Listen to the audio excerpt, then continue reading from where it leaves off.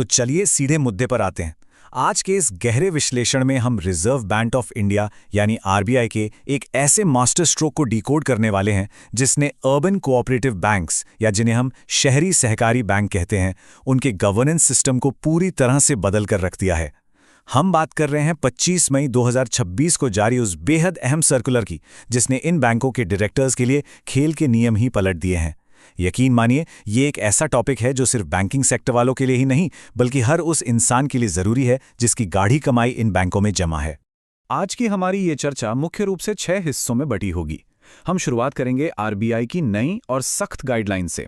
फिर समझेंगे कि पुराना कानून क्या था, वो कौन सा लूप होल था जिसका फायदा उठाया जा रहा था, आरबीआई का 3 साल का कूलिंग ऑफ समाधान क्या है, कार्यकाल गिना कैसे जाएगा, और अंत में इस पूरे बैंकिंग सेक्टर पर इसका क्या असर पड़ने वाला है।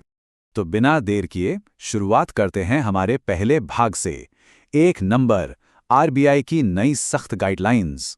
देखिए, इस पूरी कहानी की शुरुआत होती है 25 मई 2026 को।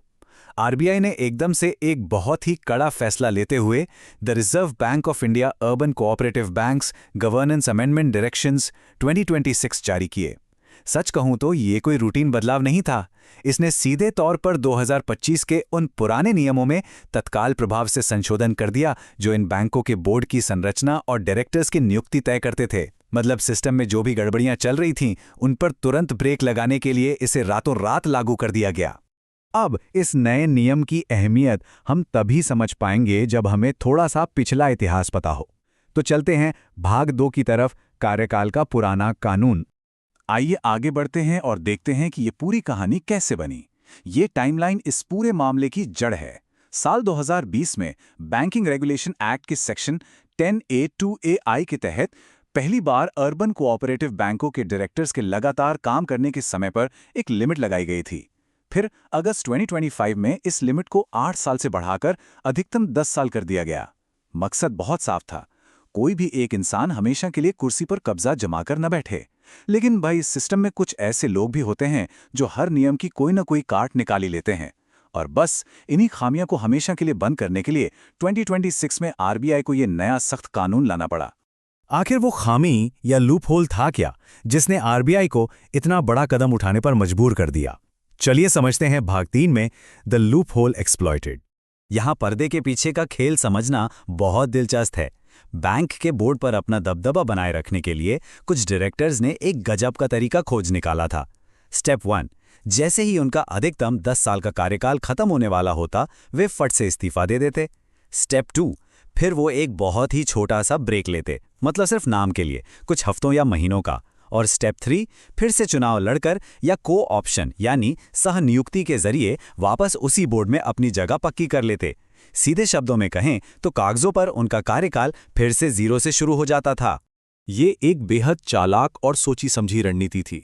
तकनीकी रूप से भले ही ये कोई बहुत बड़ा जुर्म ना लगे, एक तरह का ग्रे एरिया था, लेकिन इसने बैंकिंग कानूनों के असली मकसद को ही खत्म कर दिया था। कार्यकाल की सीमा तय करने का जो असल विजन था ना, कि नए लोगों को आगे आने का मौका मिले और किसी एक ही व्यक्ति के हाथ में सारी पावर ना रहे, वो विजन इस तरकीब के सामने पूरी तरह फेल हो रहा था। और फिर इसी समस्या को जड़ से उखाड़ फेंकने के लिए आरबीआई ने अपना मास्टर स्ट्रोक चला। भाग 4, 3 साल का कूलिंग ऑफ समाधान। तो यहां सबसे अहम बात यह है कि आरबीआई ने एक स्पष्ट परिभाषा के साथ सारा खेल ही खत्म कर दिया। अब नियम बिल्कुल साफ है, अगर कोई भी डायरेक्टर लगातार 10 साल का कार्यकाल पूरा कर लेता है तो उसे अनिवार्य रूप से 3 साल का लंबा ब्रेक लेना ही होगा। इसे ही कूलिंग ऑफ पीरियड कहा गया है। इन 3 सालों के दौरान वो व्यक्ति उस बैंक के मैनेजमेंट या बोर्ड से बिल्कुल नहीं जुड़ सकता। वो सिर्फ एक आम सदस्य या आम ग्राहक बनकर ही रह सकता है। हाँ, एक बात और, वो व्यक्ति इस दौरान किसी दूसरे बैंक के बोर्ड में डायरेक्टर जरूर बन सकता है, बशर्ते वो वहां के लिए योग्य हो, लेकिन उसी सेम अर्बन कोऑपरेटिव बैंक में बिल्कुल नहीं। अब जरा इस फर्क को देखिए, तस्वीर बिल्कुल साफ हो जाएगी। 2026 से पहले लोग अपनी मर्जी से एक छोटा सा ब्रेक लेकर रूल्स को चकमा दे रहे थे और वापस कुर्सी पर बैठ रहे थे। लेकिन अब 2026 के बाद से डायरेक्टर्स को बोर्ड की सभी गतिविधियों से कम 3 साल का पूरा और पक्का ब्रेक लेना ही होगा। कोई शॉर्टकट नहीं, कोई लूप होल नहीं। ये साफ दिखाता है कि आरबीआई अब गवर्नेंस के मामले में किसी भी तरह का कॉम्प्रोमाइज करने के मूड में बिल्कुल नहीं है। अब एक बहुत ही प्रैक्टिकल सवाल दिमाग में आता है कि इस 3 साल या 10 साल के टाइम को गिना कैसे जाएगा। तो आइए देखते हैं भाग 5 लगातार कार्यकाल की गणना। और यहाँ ये बहुत ही शानदार तरीके से साफ हो जाता है कि कानूनी रूप से इसकी कैलकुलेशन असल में कैसे काम करेगी। इस बात को समझना शेयरधारकों और आम जनता दोनों के लिए बहुत जरूरी है। अगर किसी डायरेक्टर ने 3 साल से कम का ब्रेक लिया है तो कानून की नज़रों में उसे ब्रेक माना ही नहीं जाएगा, वो समय भी उसके लगातार कार्यकाल में ही जुड़ जाएगा। लेकिन अगर उसने पूरे 3 साल या उससे ज्यादा का साफ सुथरा ब्रेक लिया है, सिर्फ और सिर्फ तभी उसका कार्यकाल रीसेट होगा, यानी पुराना समय नए कार्यकाल में नहीं गिना जाएगा। एकदम सिंपल गणित। तो कुल मिलाके जो मैजिक नंबर है वो है 10 साल। ये वो परम और अंतिम सीमा है जिसे कोई भी डायरेक्टर बिना उस 3 साल के कूलिंग ऑफ पीरियड से गुजरे पार नहीं कर सकता। इस एक नंबर ने पुरानी सारी कंफ्यूजन और जुगाड़बाजी को हमेशा के लिए खत्म कर दिया है। अब हम आते हैं इस पूरी चर्चा के सबसे जरूरी हिस्से पर, भाग 6, सहकारी बैंकिंग पर इसका असर। आखिर ग्राउंड लेवल पर इस नियम से क्या बदलने वाला है?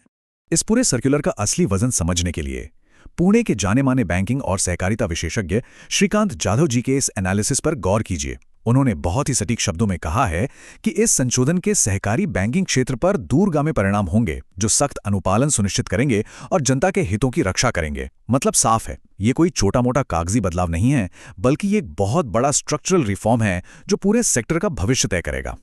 अब इस जानकारी के बारे में जो बात वास्तव में दिलचस्प है वो ये है कि ये सब एक आम इंसान की जिंदगी से कैसे जुड़ता है। पहला, ये कुछ गिने चुने रसूखदार लोगों के एकाधिकार या मोनोपोली को रोक देता है। दूसरा, ये आम खाता धारकों की गाढ़ी कमाई को सुरक्षित रखता है, क्योंकि जब कुर्सी पर एक ही इंसान हमेशा के लिए नहीं जमेगा तो गड़बड़ी होने के चांस भी कम हो जाएंगे। तीसरा, ये व्यक्तिगत लालच से ऊपर हमेशा पब्लिक के फायदे को रखता है। और सबसे अहम बात, ये बैंकों के अंदर एक बहुत ही ट्रांसपेरेंट और हेल्दी गवर्नेंस को बढ़ावा देता है। तो जैसे ही हम इस विश्लेषण के अंत में आते हैं, एक सवाल हम सभी को सोचने पर मजबूर कर देता है। क्या ये नया और बेहद सख्त कूलिंग ऑफ नियम आखिरकार हमारे शहरी सहकारी बैंकों में नए और युवा नेतृत्व के लिए दरवाजे खोलेगा?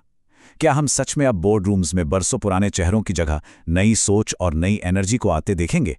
ये तो खैर आने वाला वक्त ही बताएगा, लेकिन एक बात 100% तय है, भारत में कोऑपरेटिव बैंकिंग का भविष्य अब पहले से कहीं ज्यादा सुरक्षित और पारदर्शी होने वाला है।